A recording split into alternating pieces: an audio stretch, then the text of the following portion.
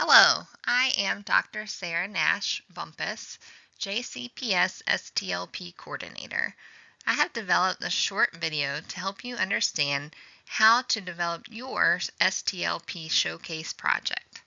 This picture was taken at the state competition where around 600 showcase projects competed to be awarded one of the 4 winners at the state level. Here is a little clip from a news story to show you what it looks like. Like a drone that can detect high levels of chemical agents.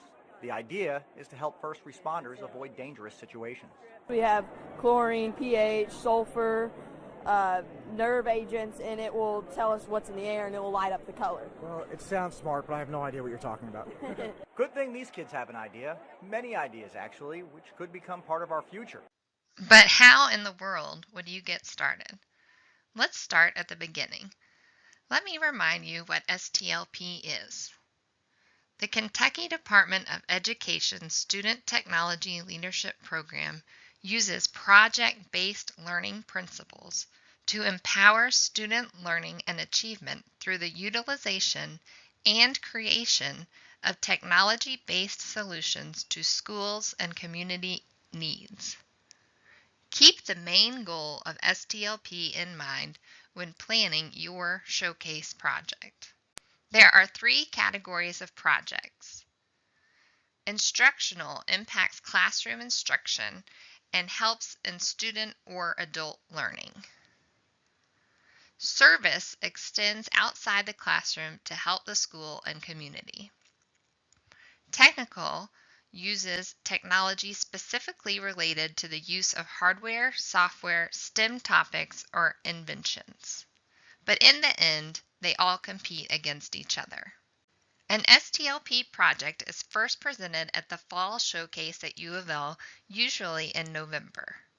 Your entire school can be involved in your project, but you want to choose your 4 best presenters to showcase it at the competition. They will have a 10-minute presentation and interview. The project does not have to be completed, but the students have to articulate a plan about how they are going to develop it throughout the school year. The project is judged against a rubric, and if the school receives above an 85, they continue to state. This project is from Olmsted South Middle School about getting more women involved in technology. On the left is the project at the showcase level. On the right is the project at the state competition. This project proceeded on to level 3 judging. At the state competition, each team starts at level 2. Again, the schools do a 10-minute presentation and interview, but this time they compete against other showcases using the rubric. Approximately 10% of those projects go on to level 3 judging. Here, students have a short presentation, possibly judged multiple times. They compete against other showcases using a rubric. The best from elementary, middle, high, and technical are chosen as winners and then present at a national conference. To find the rubrics for the different competitions, you're going to go to the STLP website. Under Regionals, click on Regionals Rubrics. Here, you can download the rubrics for just Level 1 or for all 3 levels. You will see that page 1 is where it is determined that the project covers at least 6 ISTE indicators. On page 2 is where the judges will score against the rubric. So where do the students get ideas for these projects? You want the students to think about a problem and what they can do to have an impact on that problem. It should be something they are passionate about because this will come forward in their interview. An impact on the school or the greater community is very important. What difference did it make? And of course, technology should somehow be involved, but does not have to be the main focus. This is Sanders Elementary, Fight It with a Smile. These third graders went on to level 3 judging. Their project was to create crafts regularly for women with cancer and delivered them to hospitals. Please notice their fun display. Some projects are better than others.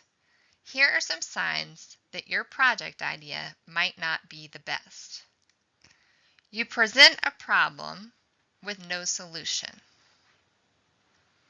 You present an activity or a project you created, but there is no ongoing plan or impact. If your project has a problem and a solution and you are finished, it might be more like a science fair competition. Your STLP Showcase Project should keep going and impacting the school or the community. The display is really important.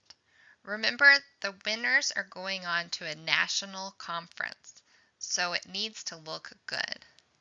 This is Farmer, who made it to level 3 judging. Notice their team shirts and their dress for the project.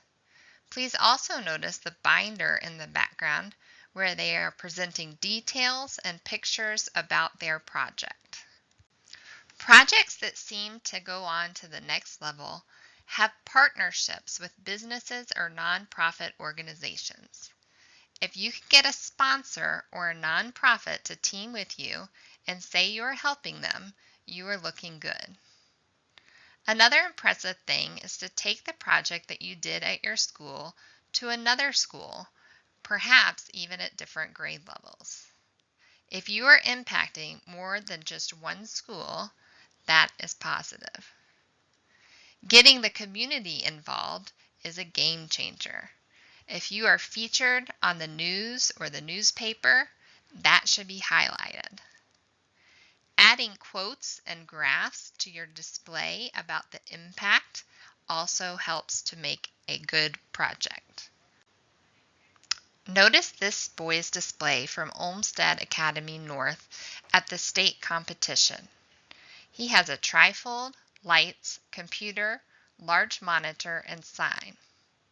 The display matters. The trifold is important.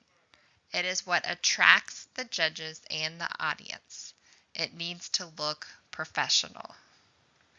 Many teams have extra big monitors to attract attention. Sound is very important. It is super loud in Rupp Arena. Speakers are imperative.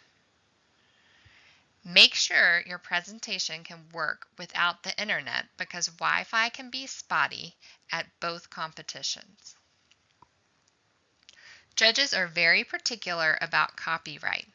It is important to oversight all your information. Good luck with your showcase project. Have fun creating technology-based solutions to school and community needs. I look forward to seeing your school at the Fall Showcase and the state competition. As always, feel free to contact me with any questions.